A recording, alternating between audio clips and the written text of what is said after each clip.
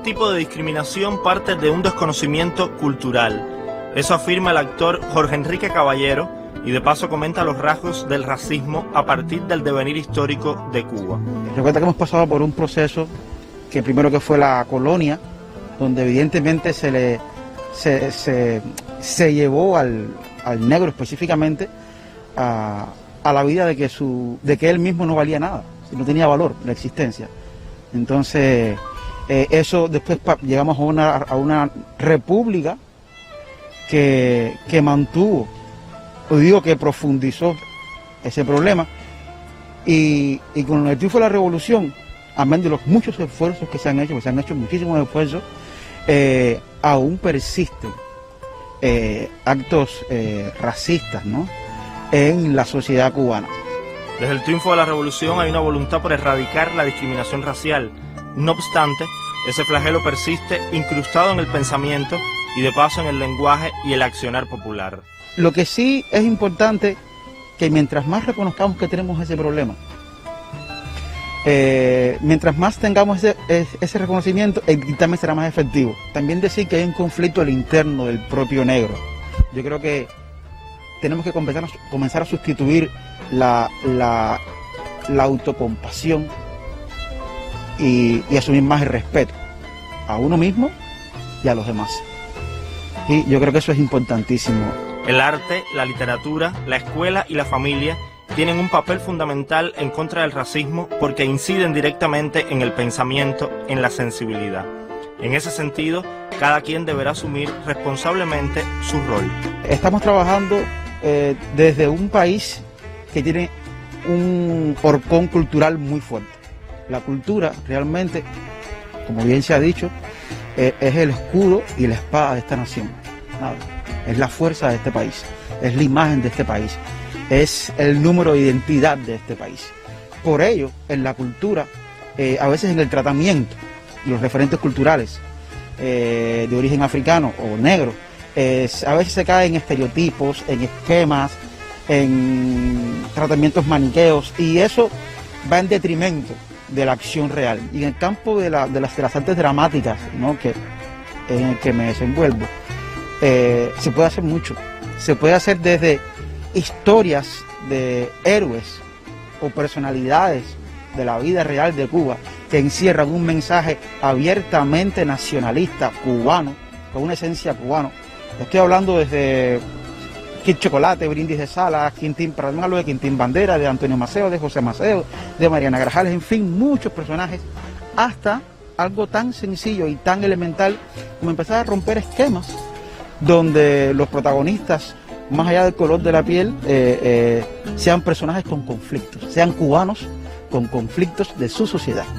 Y eso estoy convencido que hará que el espectador no mire el color, sino se mire como cubano en ese conflicto y tomando esas decisiones. Raúl Nogués, Sistema Informativo de la Televisión Cubana.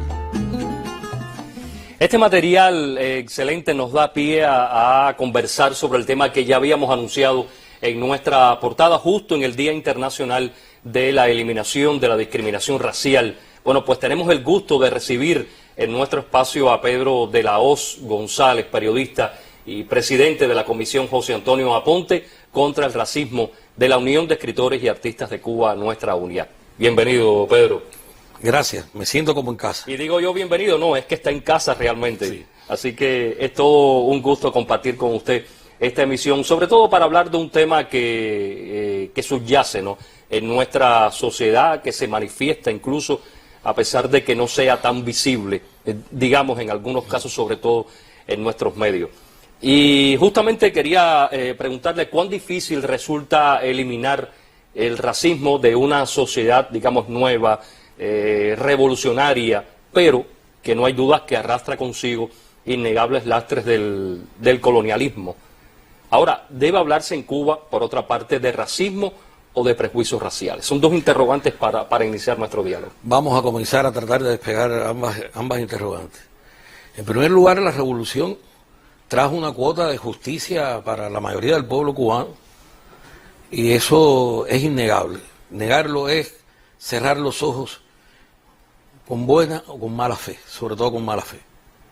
Ahora, aunque tú derrotes, o sea, desmontes pilares estructurales que justificaban o sea, que alimentaban el racismo y la discriminación, aunque legalmente sean actitudes, manifestaciones punibles, el racismo es una construcción y la discriminación son construcciones mentales, subjetivas. Y si no se trabaja sistemáticamente y a fondo, si no existe una sensibilización y se articulan todas las fuerzas de la sociedad para combatir ese flagelo, poco se hace. Seguirá perviviendo, y no solo perviviendo, sino reproduciéndose el racismo. Eso es lo que ha pasado con la revolución. En los años 90, la crisis de los 90 nos volvió a colocar de nuevo ante desigualdades, ante vulnerabilidades. Bueno, la estamos viendo ahora con el trabajo comunitario. Hay comunidades vulnerables que han persistido esa vulnerabilidad a lo largo del tiempo, y donde viven la mayoría, buena parte de ellos son negros y mulatos. Por tanto, son factores, vamos, desde los factores objetivos hasta los factores subjetivos. Los objetivos es posible cambiarlos más rápido que los subjetivos, pero es necesario, la batalla se ganará cuando los subjetivos cuando se erradiquen los factores subjetivos. Y podemos hablar hay una gama ahí desde actitudes racistas hasta vestigios, en el lenguaje mismo. En el lenguaje, ese tipo de cosas, de que pelo bueno, pelo malo, adelanto, atraso. Por cierto, una novela de Abel Prieto, El vuelo del gato, que juega con estas y define muy bien estas categorías. Mulato blanconazo o mulato prieto. Es decir, hay una serie de valoraciones taxonómicas que atentan contra la dignidad del ser humano y que están se toman a veces como chistes y no debían ser chistes. Es decir, que va desde el lenguaje hasta objetivarse en la vida social de una manera concreta. Ahora, el primer paso, yo decía al comienzo de nuestro diálogo, que es reconocer, para resolver el problema es reconocer que este tema existe, no hay dudas. Ahora, ¿cómo contribuye a la investigación y análisis sobre esta problemática, digamos, la comisión que usted preside, esta comisión instituida desde la UNIAD y el Programa Nacional contra el Racismo y la Discriminación Racial, que por cierto fue creada el 20 de noviembre del año 2019? ¿Cómo contribuye, cómo combatir o cómo afrontar este fenómeno desde esa comisión? Bueno, la UNIAD hizo un papel de vanguardia en hablar, como tú dices, del tema, en abordarlo, desde el Congreso de la UNIAD del año 98, un diálogo muy fecundo entre Fidel, Tito Junco y otros actores sobre todo, y se creó después, en el 2009, la Comisión José Antonio Aponte para luchar contra el racismo y la discriminación, pero sobre todo hacerlo desde una perspectiva cultural, porque bueno, la UNIAD, ¿qué es eso? Es parte del movimiento, es la vanguardia del movimiento intelectual y artístico cubano.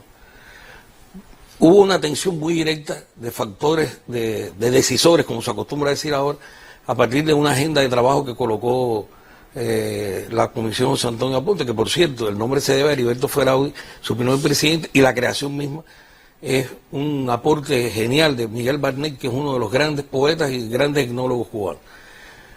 Pero se vio en el tiempo de que no bastaba solamente de que no era cuestión de la Comisión Aponte ni de los escritores y artistas, sino que había que involucrar a toda la sociedad. Y es por eso en el 2019 se crea el programa. Resumiéndote, creo que la UNIAD desde su especificidad, desde la cultura, pero el programa, que está integrado por 38 organismos, la mitad de ellos organismos de la Administración Central del Estado y la otra mitad de la sociedad civil cubana, creo que esto se concreta mediante ciencia, investigación, y promoción y sensibilización. Acciones comunitarias y acciones mediáticas. Y sobre todo a partir de la ciencia. Las herramientas científicas son fundamentales para el diagnóstico, no solo para el diagnóstico, porque no nos podemos caer en el diagnóstico, sino para proponer soluciones a estos problemas. Yo creo que esa mirada multidimensional del fenómeno de la discriminación racial en nuestro país se va a ver bien en este material que ya les proponemos para continuar este diálogo con Pedro Velauz. El tema del racismo es esencialmente cultural. La pervivencia de prejuicios, estereotipos y actitudes discriminatorias en torno al color de la piel, aún en la actualidad, indica la urgencia de romper los silencios sobre este flagelo en Cuba.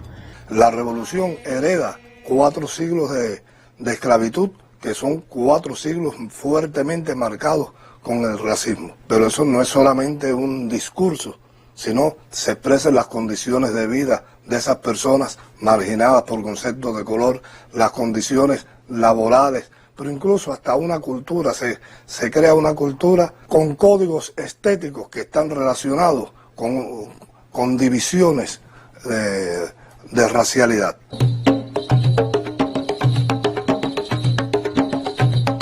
Pero la asimilación de una conciencia antirracista exige la participación de actores no solo gubernamentales, sino también de toda índole social.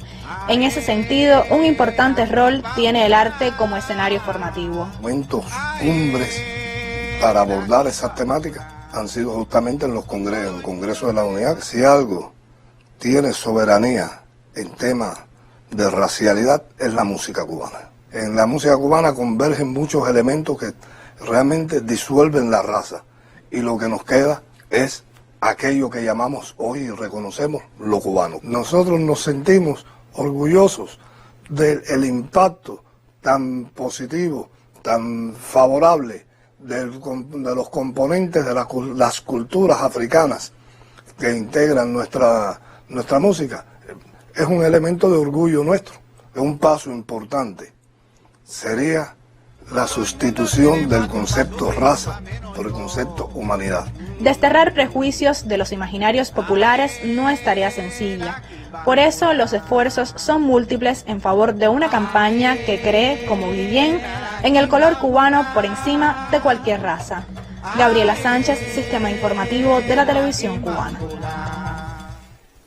Bueno, comentábamos acá, feliz de ver a Vistel en este diálogo que hacía con la periodista, acercándonos también a la racialidad a través de la música, y como esta también va más allá de las fronteras de esta palabra. Y proponía, yo quiero, digamos, obviar esta tercera pregunta que ya habíamos preparado e irnos por las declaraciones de Vistel. O sea, proponía desterrar la palabra raza y referirnos a humanidad, desde su punto de vista. Es que las razas humanas no existen. Solo existe la raza humana, que es única, y es la especie humana. Sin embargo, todavía, mira, perdone que tenga que hacer la crítica con el material. La propia periodista que hizo el material habla de raza. Y raza es un término que hay que tratar de eliminar cuando hablemos. Yo prefiero hablar, y todos estamos luchando porque se hable de color de la piel, porque es verdad que tu color de la piel es distinto al mío. Es que existe el color. Claro, existe distinto al coordinador. Claro. Es decir, los pigmentos cutáneos son tan variados, como variada, como diversa es la especie humana, pero es una sola especie. Fernando Ortiz, el gran antropólogo cubano, el gran sabio cubano, ya en 1947, publicó un ensayo iluminador que yo lo recomiendo a todo el mundo y tiene que ponerse de moda, que se llama El engaño de las razas. Es un ensayo tremendo, antes de que se descubriera que los componentes del genoma humano, que más del 99% de todos los seres humanos, hombres, mujeres, negros, mulatos, cobrizos, compartimos mucho más del 99% de los genes. Por tanto, hay que hablar de una sola especie, esa es la verdad.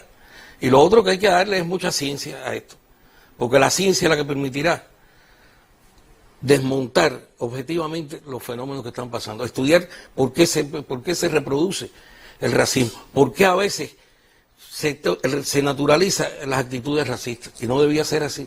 Esa es la gran batalla en la que estamos, pero la batalla por la subjetividad la tenemos que ganar entre todos, con sensibilización, con ciencia, y como diría Fernando Ortiz, y con paciencia también, porque es cuestión de todos los días.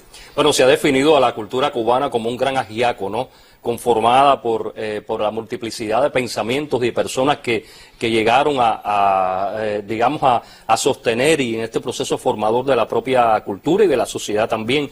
Por eso a veces se hace un poco difícil todavía sostener la idea de la discriminación racial en un país que fue conformado desde su base, ¿no?, por las diferentes visiones que traían los europeos, pero también los africanos, los chinos, las diferentes migraciones que tuvieron lugar en nuestro país, ¿no? Pero es cierto que todavía pervive ese fenómeno de la discriminación racial. Vamos a hacer un alto y luego seguimos con este tema. Vamos entonces con una pausa, son las 7:37.